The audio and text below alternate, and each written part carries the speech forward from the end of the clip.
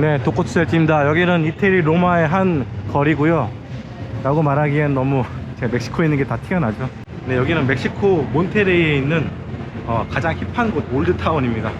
술 한잔하고 지금 걸어가고 있어요. 청춘들이 아주 뜨겁게 노는 동네고요. 홍대 분위기라고 하기에는 약간 이태원 느낌도 나고 아주 핫한 동네입니다. 너무너무 사랑스러운 동네고요. 오늘 이렇게 왔는데 너무 좋아. 여기 와, 여기 1박 더 할까? 3박 해야 되나? 막 이런 생각도 들고 너무 좋습니다. 와, 여기 지금 뭐 밤 제가 8시쯤에 왔는데 지금 10시 넘었거든요. 더 사람들이 점점 많아지는 것 같아. 되게 엄청 핫해집니다. 와, 여기 도코츠셀체 지금 제가 이야기하려고 이렇게 캠코더 그 고프로를 켰는데 음악 소리가 너무 좋아가지고 와, 진짜 여기요 진짜 장난 아니에요. 와, 몬테레이가 어떤 동네냐면 전 세계 500개 기업들이 여기다 공장을 세워서 물건을 만들어서 미국으로 수출하는 곳입니다. 그러니까 우리나라 기아차라든가 LG전자도 있고요. 우리나라 기업도 200곳이 있는 곳이에요.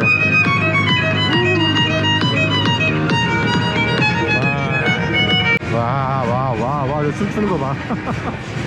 정말 아름다운 청춘들입니다. 지금 여긴 클럽이 엄청나게 많아요. 한 수십 개 있는데 음악 소리가 다 클럽에서 나오는 그런 소리고요. 와, 여기 이제 들어가려고 민증 검사하는 사람들. 와, 진짜.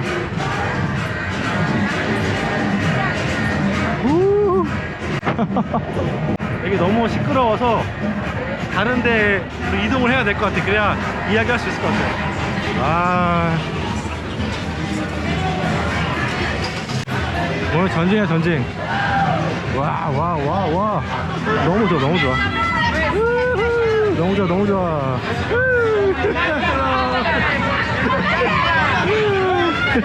여기 와, 역시 밤 되니까 사람들이 많은구나. 8시에 왔을 때는 사람들이 별로 없었는데 10시 넘어가니까 이제 역시 쇼타임입니다. 쇼타임. 와, 스케이트 게임. 이제 오징어 게임 2탄 나온다면서요. 여기 정말 괜찮아요. 여기 음식이 정말 괜찮은 곳이에요. 한 15,000원 정도면은 푸짐하게 밥을 먹을 수 있는 곳입니다. 멕시코가 물가가 쌀 줄 알았더니 비싸더라고요. 서울하고 비슷해요. 진짜 놀랐어. 예. 네, 술 깨려면 안주를 먹어야 될 것 같아요.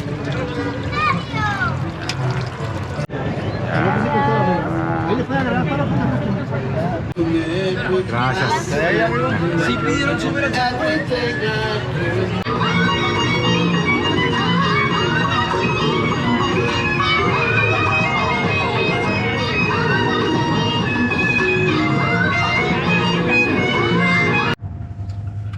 네, 주차장 왔습니다. 핫도그 하나 먹으니까 소리 좀 깬 것 같습니다. 네. 그 버핏이 이제 주총 때 본인의 이제 포트폴리오에 대한 설명들을 쭉 했었는데 굉장히 인상 깊은 게 많은 분들이 이제 일본 기업들을 산 거에 대해서 되게 의아해하는 분들 많으셨잖아요. 물론 설명을 버핏이 다 자세하게 설명을 해줬어요. 일단은 지금 일본의 기준금리가 마이너스 금리잖아요. 그렇다 보니까 돈을 빌리기가 너무 쉽습니다. 그래서 그 대출금리가 엄청나게 낮은 거죠. 그래서 버핏의 벅셔 해서웨이가 채권을 발행하거나 이제 은행에서 돈을 빌리면 굉장히 저리로 돈을 빌릴 수 있잖아요. 게다가 이제 벅셔 해서웨이는 신용도 굉장히 좋기 때문에 아주 저렴하게 돈을 융통을 할 수가 있습니다. 그래서 그 빌린 돈으로 일본에 있는 기업들 주식을 사게 되면은 일단 배당 자체가 적어도 일본의 기준금리, 그러니까 그 대출금리죠. 기준금리에다가 이제 가산금리를 좀 얹혀서 대출금리가 되는데 대출금리를 배당이 더 높은 거죠. 그러니까 그 사이에서 아비트리지를 차익 거래를 할 수가 있는 겁니다. 그리고 주가가 올라가잖아요. 올라가면 이 차익도 생긴 거죠. 시세 차익이 있는 거죠. 그러니까 완전히 버핏은 해자를 만들어 놓고 주식을 시작하게 된 겁니다. 근데 잘 생각해 보시면 버핏이라는 사람이 이런 아비트리지를 작년, 재작년, 2년 전, 3년 전 몰랐던 게 아닙니다. 제가 기억하기로는 작년에 이제 총에 맞아 죽은 그 전직 총리 있었잖아요. 일본 총리. 제가 지금 술김이라서 지금 이름이 기억이 안 나는데 그 사람이 2013년도쯤에 세 가지 화살이라고 해서 일본 경제를 부흥시키겠다 뭐 이런 논리로 정책을 펼친 게 있거든요. 그중 하나가 무제한 양적 완화. 일본 국채를 사들이고 주식까지 사들이는, 제가 얼핏 기억하기로는 한 달에 한 30-40조씩 주식을 사들이는 걸 알고 있어요. 미국 같은 경우에는 팬데믹 이후로 거의 월 100조씩 사들였거든요. 그러니까 일본의 경제 규모로 볼 때도 굉장히 큰 돈으로 계속해서 사들이고 있는 거죠. 그런데 그런 와중에서도 일본의 주식시장은 그렇게 좋지는 않았어요. 생각보다 다른 나라들에 비해서, 특히 미국에 비해서는 굉장히 좋지가 않았죠. 그러니까 이런 차익 거래를 2013년도부터 생각을 할 수 있었을 거란 말이죠. 근데 왜 갑자기 작년부터 이 차익 거래를 시작했을까? 왜 이 시점인가? 한번 곰곰이 생각해 보십시오. 그리고 또 하나, 버핏이 지정학적 이유로 TSMC를 매수한 지 한 몇 달 만에 전량 매도를 해버렸잖아요. 거의 전량 매도를 했죠. 한 90% 이상을 매도를 했는데, 이거는 제가 보기에 버핏의 판단 미스라고 생각합니다. 물론 이제 버핏도 한 4천억 정도 차익을 얻긴 얻었는데, 그게 다른 종목들에서 이렇게 만들어내는 그런 주식 수익률에 비하면 아주 세 발의 피긴 했죠. 갑자기 버핏이 생각을 바꾼 거죠. 아주 없진 않은데 가끔은 있는 그런 일들입니다. 예를 들어서 예전에 항공주 샀다가 손실 보고 이제 손절했던 적도 있었잖아요. 그렇게 지정학적 이유로 TSMC를 팔고 판 돈으로 일본 상사를 샀다는 게 맞습니다. 같은 분기에 이뤄졌기 때문에. 왜 돈이 대만에서 일본으로 넘어갔을까요? 저는 그걸 전쟁 때문이라고 생각합니다. 버핏도 전쟁에 대해서 대비를 해야 된다고 분명히 저번 주총 때 얘기를 했어요. 그러면서 어떤 얘기를 했냐면, 분명히 일어나서는 안 될 일이지만 대비는 해야 되는 일이다, 이런 얘기를 했습니다. 가끔씩 보면은 제가 전쟁 얘기를 하면 굉장히 막 싫어하고 감정적으로 이렇게 리플 나신 분도 있는데, 약간 이성과 감성이 이게 잘 작동이 안 되는 사람들이거든요. 이런 분들은 주식을 안 하시는 게 좋아요. 감성으로 주식을 하시는 분들이야. 반응도 감성부터 먼저 나온 거야. 저도 지난번 영상에서 그런 얘기 했잖아요. 전쟁은 안 좋은 일이다. 저희 부모님과 가족들이 다 거기 있다. 하지만 대비해야 될 일은 대비해야 된다. 이건요 굉장히 중요한 얘기예요. 한반도에 사는 한국 사람들한테는요 분명히 필요한 일입니다. 지금까지 한국에서 전쟁이 안 일어났잖아요. 70년 동안 안 일어났잖아요. 앞으로도 안 일어날까요? 저는 그랬으면 좋겠어요. 하지만 반만 년 동안 한국에서 전쟁이 한 번도 없었습니까? 그리고 지금 휴전 상태예요. 전쟁이 아주 없을 거라고 생각하시면 안 됩니다. 이거는 착각입니다. 과거에 이런 일이 없었기 때문에 앞으로도 이런 일이 없다, 이런 생각을 하면 안 돼요. 마찬가지로 과거에 이런 일들이 있었으면 앞으로도 이런 일들은 일어날 수 있습니다. 분명히 가능성이 높습니다. 지난 100년 동안의 평화가 굉장히 이상한 평화라고 얘기를 하잖아요. 특히 중국이라는 나라는 역사적으로 볼 때, 역사 공부를 하신 분들은 아시겠지만 전 세계에서 G1 아니면 G2였어요. 일단 인구발이 있었고 동양의 찬란한 문명은 중국에서 시작됐다는 게 맞죠. 솔직히 얘기해서, 까놓고 얘기해서. 그리고 늘 대국이었죠. 그리고 그 주변에 있는 나라들은 자존심이 상하긴 하지만 조공을 바치는 나라들이었고, 우리나라도 조공을 바치는 나라였고, 왕이 바뀌면 중국에서 인증을 해주는 나라였고, 솔직히 말해서 속국이었다고 해도 뭐 할 말은 없어요. 솔직히 얘기해서. 만약 이런 일들이, 비슷한 나라가 베트남이에요. 베트남도 중국의 침략을 많이 받았었고, 그래서 반중 감정이 굉장히 심하고, 그리고 조공도 계속 바쳤고, 조공 안 바치면 중국이 또 때렸고, 이게 굉장히 한국하고 비슷해요.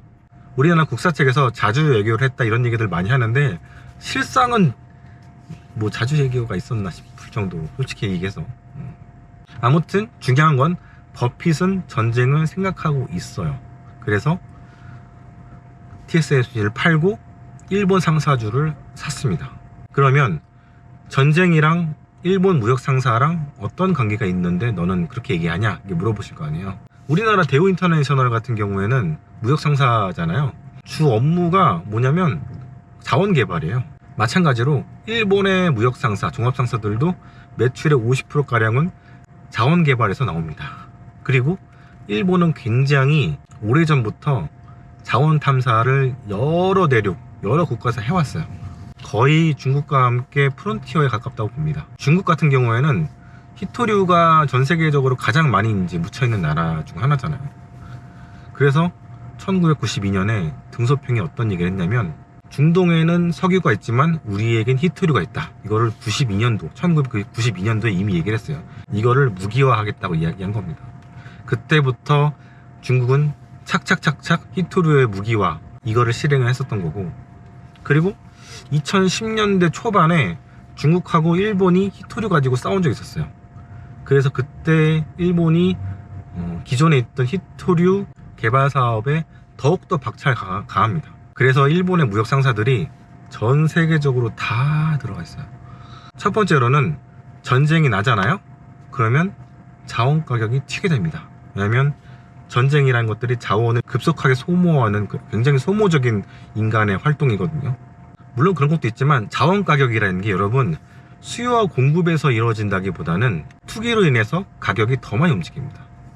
일례로 원유 가격 같은 경우에는 투기 세력이 원유 가격의 70%를 감당한다, 변동성의 70%를 감당한다, 이런 얘기를 하거든요. 아니, 인간이 쓰는 석유라는 게 거의 정해져 있잖아요. 뭐 1년에 그 분량이 늘어나도 3% 정도 보거든요. 3%씩 늘어난다고 보거든요. 그런데 여러분들 1년 동안 원유 가격이 3%씩 움직입니까? 안 그러죠. 마이너스 37불 갔다가 137불까지도 가는 게 원유잖아요. 이게 몇 배입니까 이게? 전 계산도 안 돼요. 제가 멕시코 여행을 하면서 운전을 한 4,000km를 20일 동안 하니까 계속 이 진동이 머리를 때리는지 뭔가 이렇게 멍할 때도 있고 계산이 되게 안 되더라고요. 어쨌든 마이너스 37불에서 플러스 137불까지 이렇게 움직이는 게 원유 가격입니다. 원유 가격 때문에 여러분들 애널리스트들이 얘기하잖아요. 경기가 좋아질 거고 수요가 늘어날 거기 때문에 원유 가격은 이만큼 올라가게 될 것입니다, 이런 얘기를 하잖아요. 그거는 반은 맞고 반은 틀려요. 그리고 경기 자체를 애널리스트들이 맞출 수가 없어요. 지금도 보세요. 작년에 애널리스트들은 2023년에 경기 침체해라고 얘기를 했잖아요.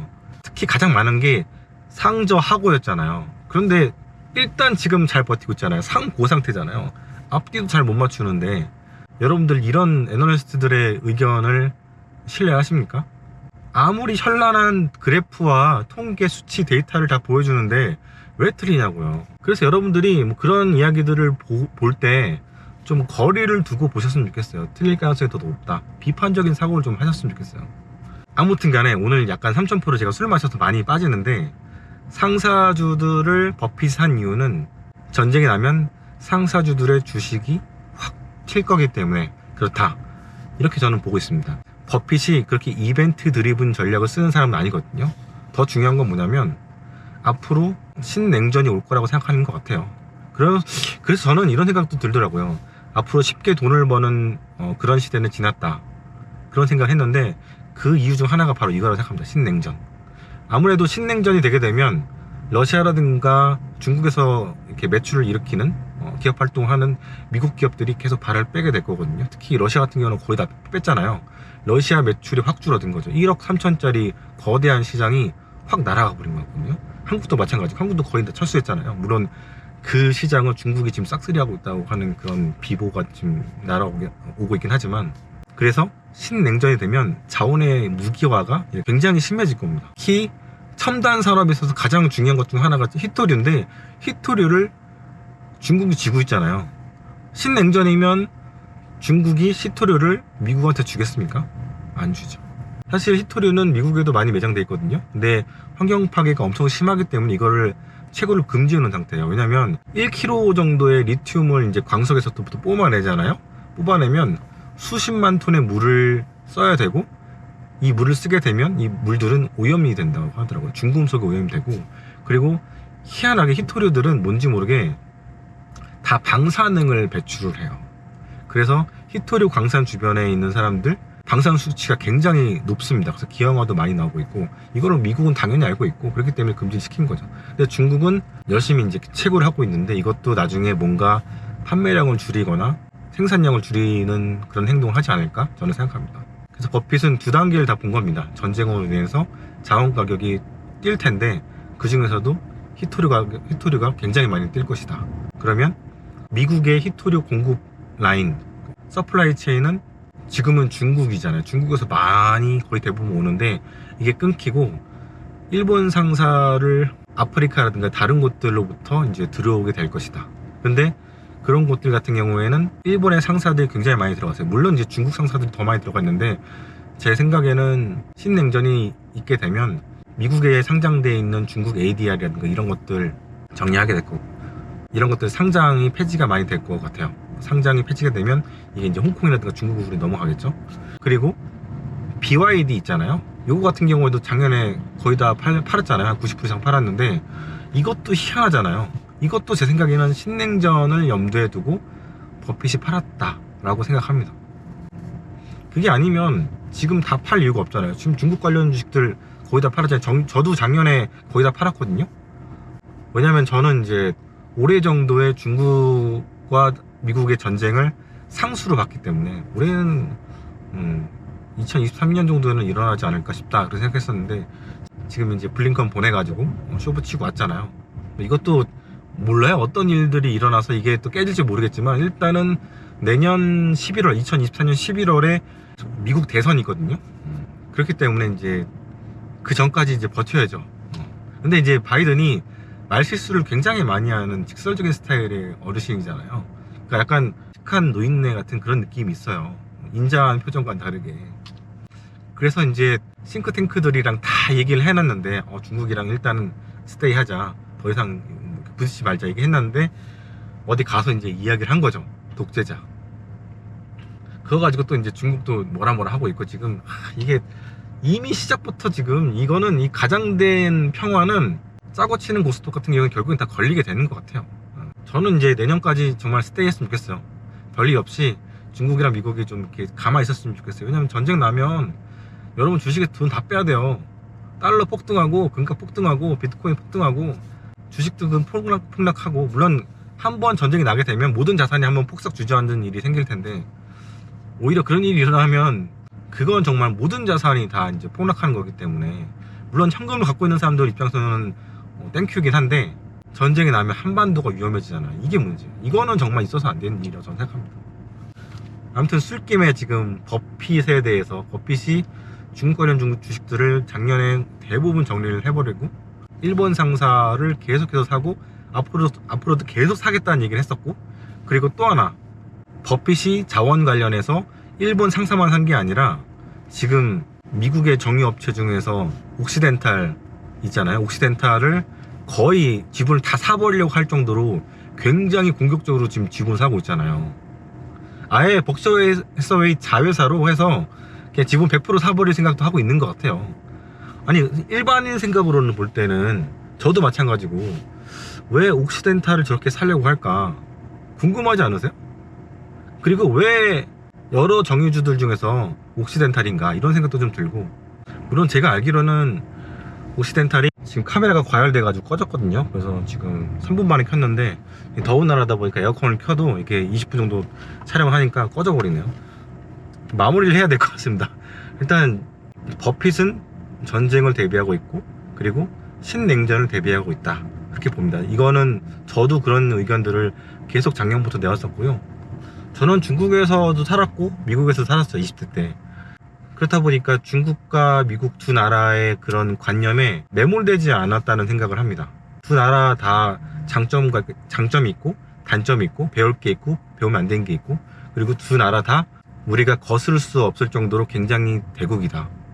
그리고 우리나라는 이 두 나라 사이에서 균형적인 외교를 해야지 어느 한쪽에만 쏠리게 되면 분명히 잃는 게 너무 많다, 그런 이야기들 계속해서 해왔습니다. 친미도 아니고 친중도 아니고 반미도 아니고 반중도 아니고, 저는 그냥 한국 사람이고 한국만 잘 됐으면 좋겠어요. 저는 물론 다 잘 되면 좋겠지만, 진짜 외줄타기 외교예요. 정말 어렵고 중요한 시기인데, 리플에서 올라오는 그런 댓글들 보면은 어떤 하나의 사상, 극우, 극좌, 반중, 반미, 아니면 친중, 친미, 이렇게 막 사람들이 균형 감각이 없어서, 이거는 우리나라가 그 재무 관련된 지식이 방글라데시보다 아래라고 하는데, 그거보다 더 위험하고 더 안타까운 현실이라고 생각합니다. 아무튼 오늘은 여기까지 하도록 하겠습니다. 술 빨리 깨고 호텔로 들어가도록 하겠습니다. 감사합니다.